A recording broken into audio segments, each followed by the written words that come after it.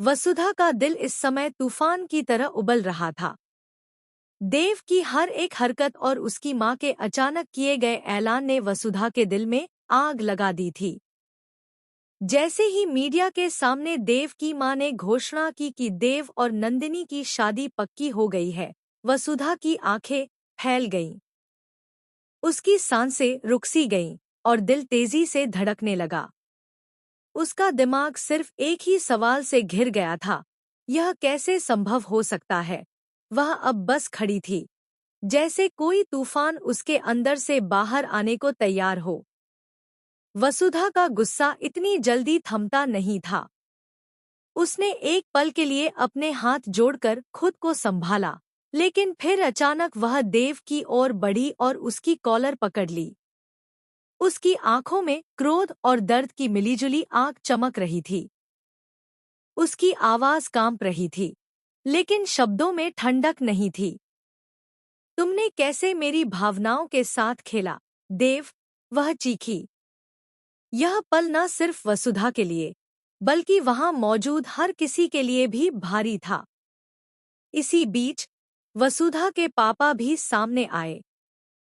उनका चेहरा गुस्से और निराशा से सुलग रहा था। उन्होंने वसुधा को देखा और उसकी पीड़ा को महसूस किया। लेकिन वसुधा केवल खुद की पीड़ा में नहीं थी।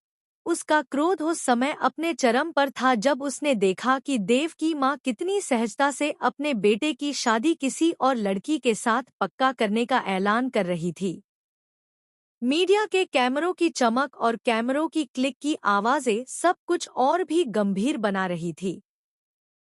वहीं पर देव के पिता और भाई देव को पास बुलाकर कुछ कहना चाहते थे। उनके चेहरे पर चिंता और दबाव साफ झलक रहा था। उन्होंने देव से कहा, तुम अब वसुधा को कहीं लेकर भाग जाओ। बस यही तुम्हारे और उसके लिए सही रास्ता है। देव का मन घबराहट और कंफ्यूजन से भर गया। वह वसुधा की ओर देखने लगा। वह जानता था कि यह पल उनके रिश्ते की मजबूती और उनकी भावनाओं की परीक्षा लेने वाला है। लेकिन वसुधा ने वहां खड़े होकर साहस के साथ जवाब दिया। उसकी आवाज दृढ़ थी, लेकिन उसमें गहरी प्यार की झलक भी थी। मैं ऐसा नहीं कर सकती, उसने कहा। मैं अपने पापा से इतना प्यार करती हूँ कि उन्हें छोड़कर कहीं भी नहीं जा सकती। मैं अपने परिवार को कभी धोखा नहीं दे सकती। उसकी ये बातें देव के दिल को झकझोर गईं। वह खुद भी अपने निर्णय पर सवाल करने लगा। इसी बीच वसुधा का गुस्सा और बढ़ता गया। उसकी आंखों में आंसू और आग।